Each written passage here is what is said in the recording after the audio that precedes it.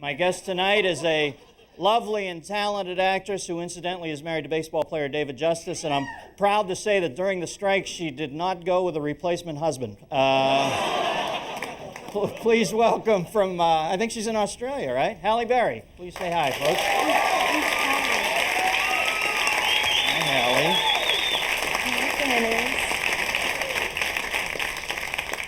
Hi, Halle. Hi, Dennis.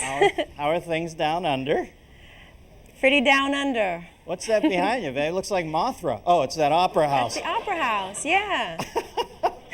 Halle, I wanted to ask you, are you an optimist or are you a pessimist on this subject? Do you think the problems of race in our culture is solvable in our lifetimes? You know, I think I have to believe that it is, or I don't think I'd wake up in the morning if I really thought that it weren't. So I think I'm an optimist, definitely. Well, it's certainly something about the movie you just did, Losing Isaiah, would teach us that color really is such a non-determinant. At the end of the day, it's the amount of love heaped upon any particular human being that makes them what they are. Right. Do you think that... Do you think we're capable of laying all the weaponry down now and coming to some point where we can honestly love each other? Or is that even necessary? Is love the answer, or do we have to love each other? Can we merely just start respecting each other? I think that's what it is. It's respecting each other. I don't have to love everybody in this world, and I'm sure that I won't. But I think we need to respect the differences in each other, notice the differences. I think to say that we should have a colorblind society is really BS. I think we need to notice the differences in color and the differences in hair texture and the differences in culture. But I think the key word is to respect one another. Mm-hmm. Now, all right.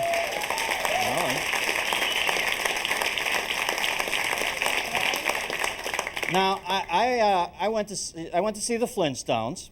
And while I saw a lot of guys... I started to wear my Rosetta Stone outfit, but... it was such an odd crowd mix. You saw all these 8-year-olds, and then you saw these 40-year-old guys who I'm sure weren't there to see Goodman in the tutu. But anyway, is it true? I was told that they did not have a Flintstone doll for you?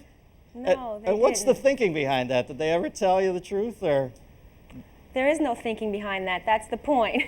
Well, they should have had a black doll so that not only black children, but white children as well could go to the store and they could buy the doll that represented, the black community. That's a big community, I think, to leave out of the marketing campaign. Well, maybe prehistoric thinking like that was part of the marketing campaign.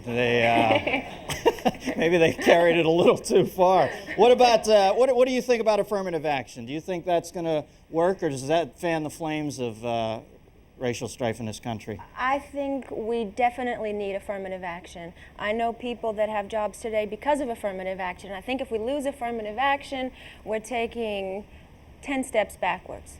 Do you think, I believe Dr. King even advocated the position that affirmative action might be used along lines of class as opposed to racial lines? Do you think that would maybe diffuse some of the anger this country's feeling about it?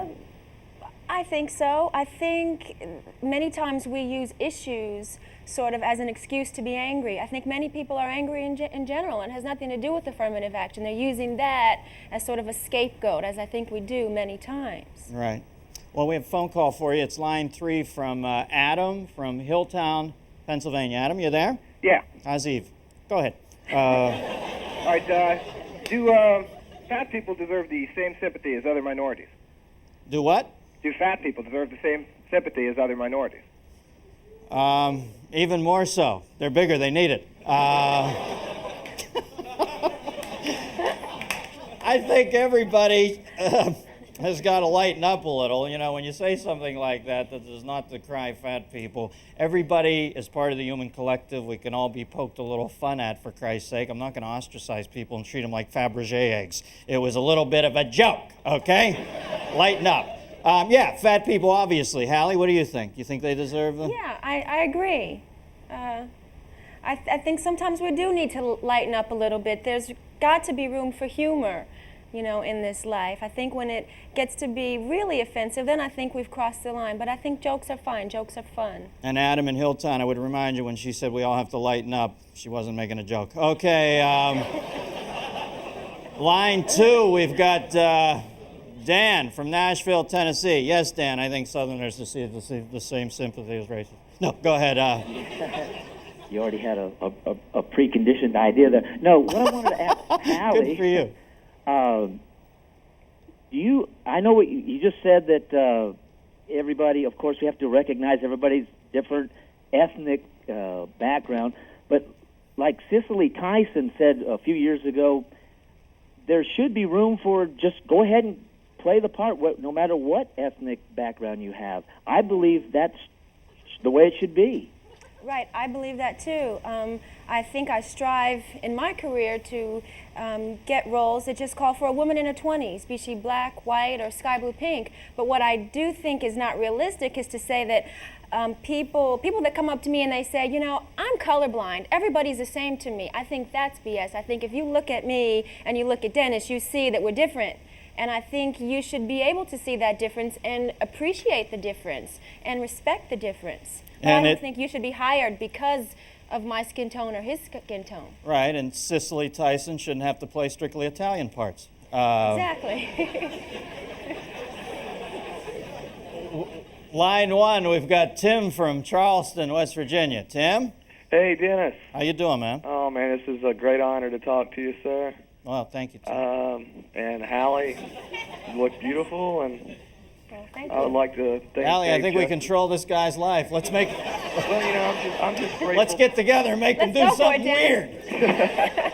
My question is, growing up in a town, Poca, which is right next to Mayberry, Uh-huh. I would like to know if you think there's a difference in racism in small towns and in larger cities. Well, since I haven't walked the earth, I really can't, really respond from an educated place on that. I know the towns that I grew up in, it's different from Los Angeles and New York, sort of more metropolitan type cities. So I would think that maybe it is a little different in smaller towns across America. Well, you live there, Tim. You tell us, man. What's it like? You think it's racist where you live? Well, no, not really. It seems like it keeps getting better with each generation because my grandparents, I think, was very, very racist by Mine hearing too. remarks saying that, you know, there's nothing wrong with being friends with black people or, you know, running around with them, but they didn't believe in, like, dating or going out or what they used, the word mixing. And then my parents was more liberal, and I think I'm a lot more liberal than they are, and I just think it keeps getting better and better with each generation around here. Well, I guess How that's do the way you feel about? How do you feel about it? Oh, I just think people's people. I think people should quit worrying about being Republican and Democrat and just be Americans and try to make this country a little better than what it is. All right. Timmy. What was his name? Tim. Tim, I'd follow you into hell, you magnificent son of a bitch. Hey, Dennis, you're the greatest comedian. Thanks for coming on, Timmy and Halle. Thank you for coming on. What are you doing down there? Thank What are you you. shooting?